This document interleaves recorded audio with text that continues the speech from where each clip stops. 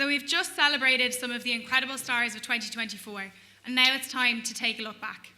We reflect on those that have had stellar athletic careers and contributions to sport, those that have broken barriers for generations behind them, that have been role models for the sports stars of today, the people that they dream to be. I'd like to invite Robert Ryan, CEO of Lidl, and a proud dad of 3 girls to present the award of the Her Sport Hall of Fame sponsored by Lidl. Olivia O'Toole, Katrina McKiernan and Fiona Coughlin will be joined by Cork Camogie and footballing legend Rena Buckley in the Her Sport Hall of Fame sponsored by Lidl.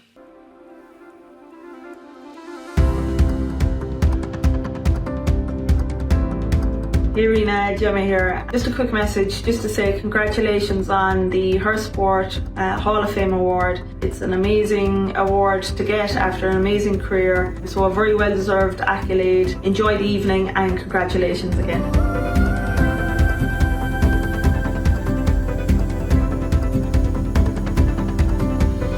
Rena Cara Cogard is last as up done Gradam Hall of Fame by Her Sport. It's an amazing achievement.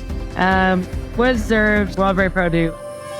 Huge congratulations, Rena. A very fitting tribute for someone as accomplished as you are. You are one of the most loyal, honest, kind and caring people I know, and you're good all crack as well. So huge congrats on your wonderful accolade, Rena, and enjoy the celebration.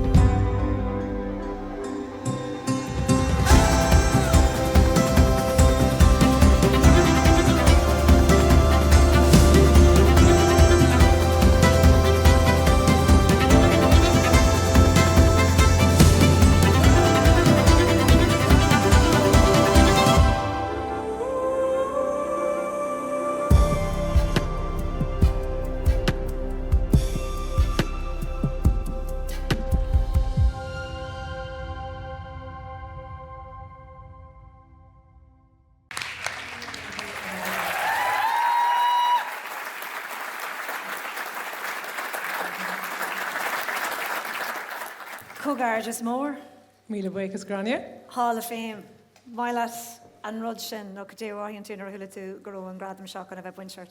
Yeah, well, it's more on an hour of a glach on Gradam, so cap me riven Gradam, knock riv me, ace to galorach, need olum griven cartagum, so better gulum sa category cart better, but lawn sauce that I should go to ve and so agus fe a mask, you know. Na dini so agus géiste le gatain atá ag immert fé láthair agus just an atmosphere agus gacrod sa seomra tá sé go húnta gur fad. It has been an absolute phenomenal career, Rena. 18 inter-county All-Ireland titles. Have you had time to think, to reflect on what you have achieved? Yeah, I suppose, I finished up. So I played, my last football game with Cork would have been in 2016, and my last Camogie game with Cork was in 2017. So it is a while ago now. And there's been a few instances where I've been forced to kind of sit back and reflect. So for example, TG Carr did a Laker Gale on me, and that was certainly an experience that I had to kind of sit down and think back through the years, and you know, things like that. Would make you reflect, but the reality is life goes on, and you know, it's like there's the mundane ins and outs and the things you'll be looking forward to. So I don't sit back and think too much about things. You just live in the moment and keep going and kind of look to the next challenge, and you know, just try and enjoy life as best you can. But I'm certainly aware that, look, I was very lucky. I was born kind of at the right time in a county that was really stuck in GA, the sport that I was playing in. The place that I was born in, Cork, there was teams for girls to play in. You know, I was born in the 80s, and there was teams for girls to play in, and good teams for girls to play in. I was really supported by my schools, and obviously the biggest support from home. And they didn't see women's sport any different to men's sport. So all those factors played into it, and you know, I thoroughly enjoyed playing at home with my club. My sister played with our club, and she got as much out of sport nearly as myself, I'd say. And I got the chance to play with Cork, and we were really successful. And I thoroughly enjoyed it, and I suppose looking back now, I don't, lie in bed and cuddle the medals I have or anything like that.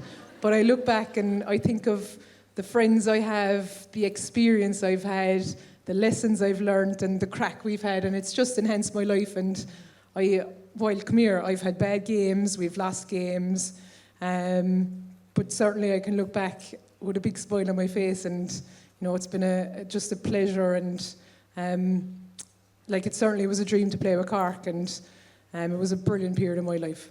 I should also add that she is the only person to have ever captained her native county to All-Ireland glory in both camogie and football, so I think that deserves a massive round of applause as well.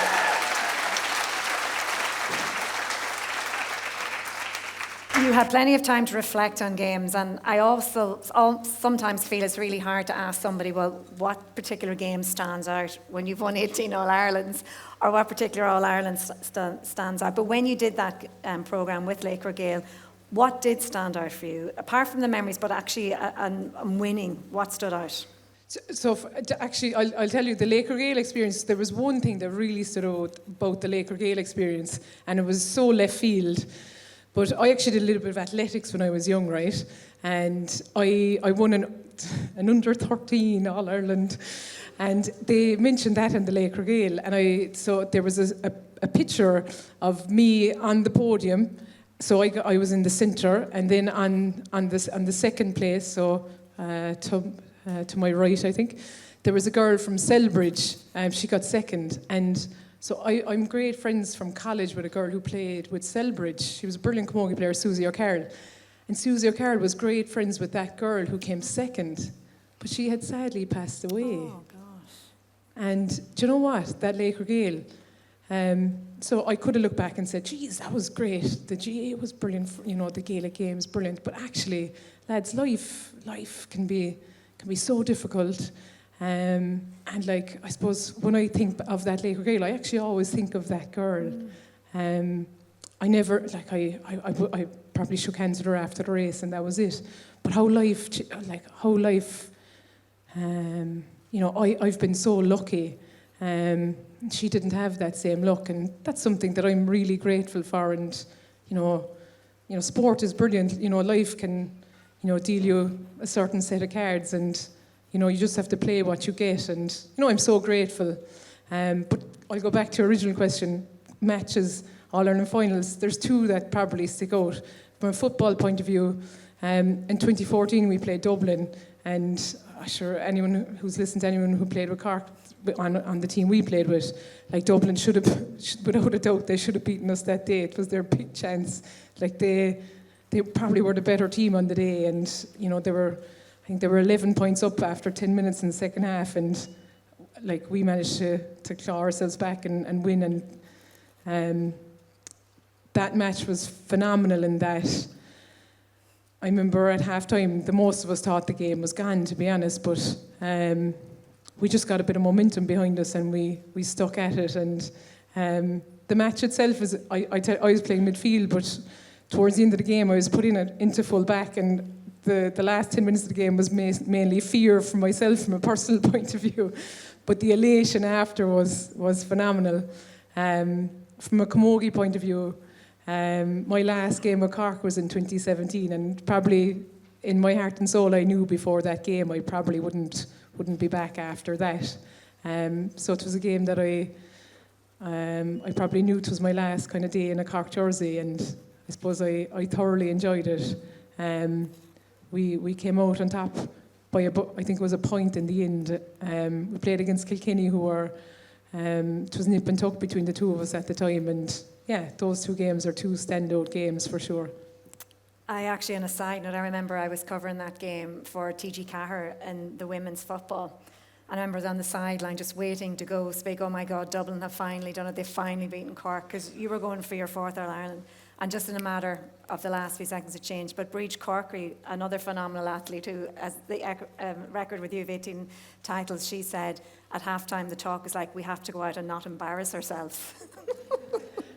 Absolutely, yeah. And I remember Eamon Ryan, who sadly isn't with us anymore, but he was our manager, and he was like part of the family. He was someone we just looked up to. And I remember thinking things were going so bad before half-time. I remember thinking, Eamon will say something now that'll really rally the troops. And we went into the dressing room, and I know I was looking up saying, what'll Eamon say now? He came and he was like, well, lads, that was terrible anyway. And if you don't change it, you'll lose.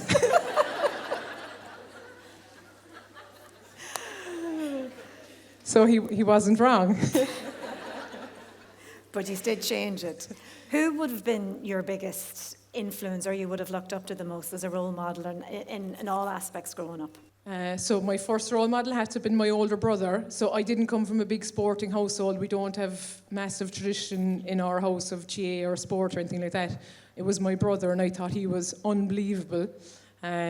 He was a bit older than me, so he was unbelievable in comparison to me, but he did bring sport to the house, and he brought,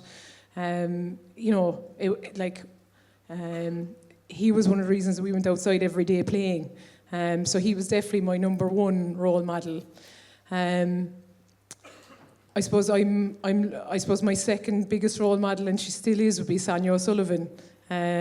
So I was into athletics as a child, and Sonia was a world-class athlete, and she was from Cork. I mean, it was phenomenal stuff. I remember I actually have this vivid memory of her being on the Late Late Show, and I had come home from athletics training, and they showed a picture of her foot on the TV, and I remember taking off my shoe to see was my foot anything like Sonia O'Sullivan's foot. So she was definitely a role model. And was it? I thought it was very like it at the time anyway. But on a serious note, I suppose I was very lucky in that Irene O'Keefe was a Cork Camogie player from my club. No, we didn't know her. She wasn't she wasn't a next door neighbour or anything like that. But my mother taught her in school. So because of that, I'm not sure how, my mother must have had a bit of discipline in school, because Irene seemed to take a big interest in us. So I remember Irene. I remember Cork won the All-Ireland in '99, and the team came back to the club, during the year with the cup. And Irene brought me around and introduced me to all the team, and I got their autographs. So that set me on the road. And I remember after that going to the Camogie All-Irelands on the club bus, and it was like, that was a huge thing, because I knew someone who was a Cork Camogie player. I knew where I wanted to go, and I had a tangible person that had achieved that. So she was certainly a role model.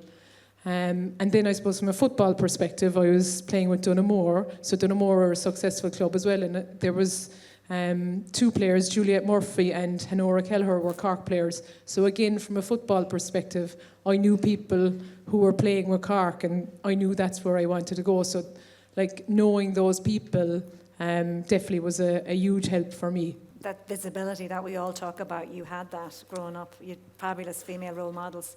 It was something I wasn't aware of at the time, but I suppose now, looking back, I'm very aware that was certainly, that was a big, big help. And, we all know in terms of visibility, the more female, and her sport is obviously, that's part of what they're trying to do here. And I think it's becoming more and more successful in Irish culture, but it certainly had a huge effect on me growing up. And I really hope that it's encouraging all young women, to keep participating in sport, and shows them where they can go, and the impact it can have on their life. Having won 18 All-Ireland titles, bear this in mind, you told a story about being invited to a particular GAA club to present medals to underage boys, and while you were there, you were unasked to do that job. Can you tell us that story? Because I know it shocked everybody in the room that day.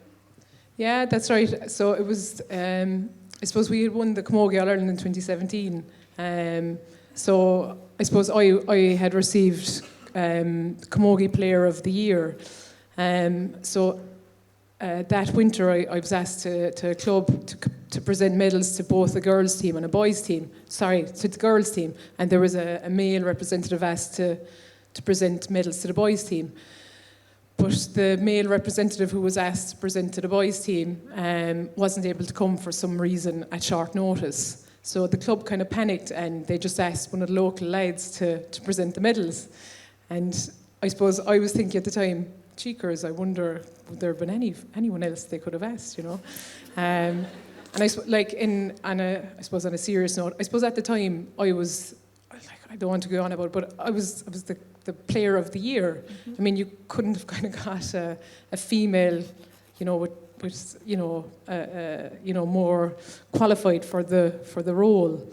But at the time, the people, I suppose, with the job of deciding who would give, these were like an underage team.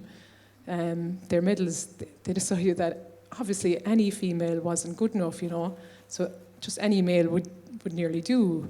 And I found that shocking at the time. That was in 2017, so I told the story because I hope it resonated with people that, you know, people are role models, and it shouldn't be, you know, everyone's a role model. You know, you're a role model. You don't have to be performing sports at a high level to be a role model. You're a role model to, you know, at work, you know, to young people, whether you're a parent or not. It might be to nieces or nephews, might be to neighbours or friends. And if you're a parent, you're certainly a role model there. And if you're going to be a role model to all genders. So I was very taken aback that someone felt that you had to be of a specific gender to be a correct role model. So I really hope that going forward that people recognise role models shouldn't need to be of a certain gender. You know, if you're a good role model, you're a good role model. That's not that long ago. It's 7 years, going on 8 years, probably the end of this year. But in terms of what you have seen since then, Rena, what change have you seen happening? Yeah, there's certainly been a change, and like there's a huge change from when I started playing to when I finished playing. And social media has really driven that change.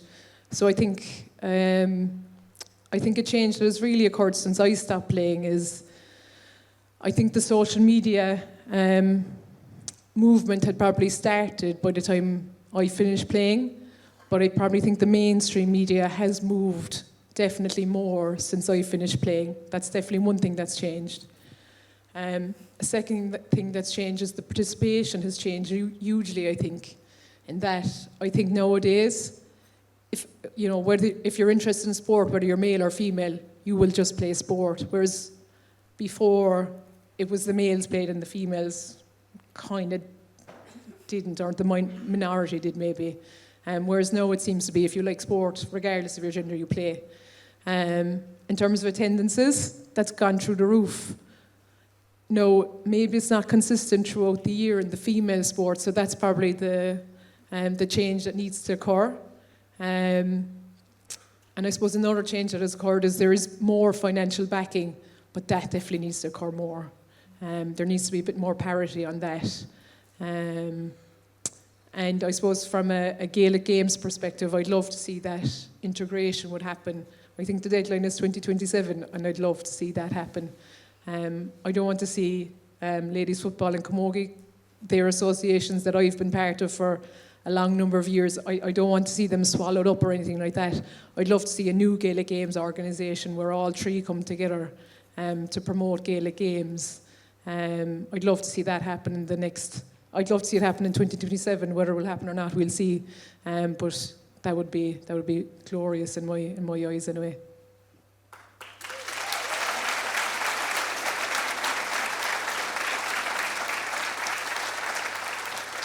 Before I let you go, it has been a phenomenal career. If you had to go back to that 11-year-old girl, writing down her dreams, writing down her aspirations, and those young girls in this room today, what would you say to them? What would I say to them? I suppose I've been really lucky. I've had a great time playing sport, but I suppose I've been lucky that I've won, you know, lots of medals and stuff like that with Cork. But I suppose the main thing is that, so I have a twin sister. That sister I spoke of, she's actually my twin sister.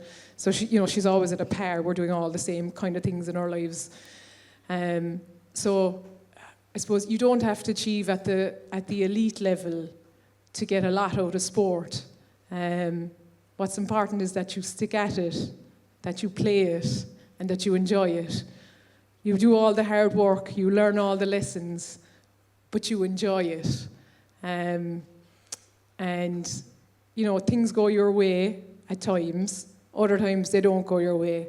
But that's life. Just stick at it. Do your very best. Enjoy it.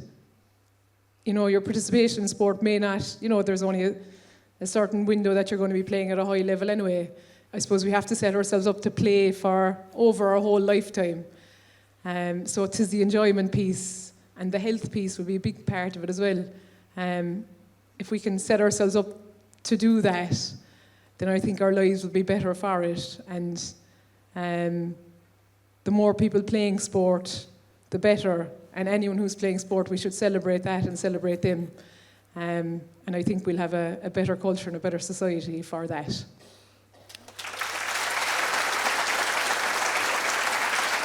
Rena, bhí sé intal orsa gur míle maigad sin a gcuoine ús le Rena Buckley. Míle buíochas.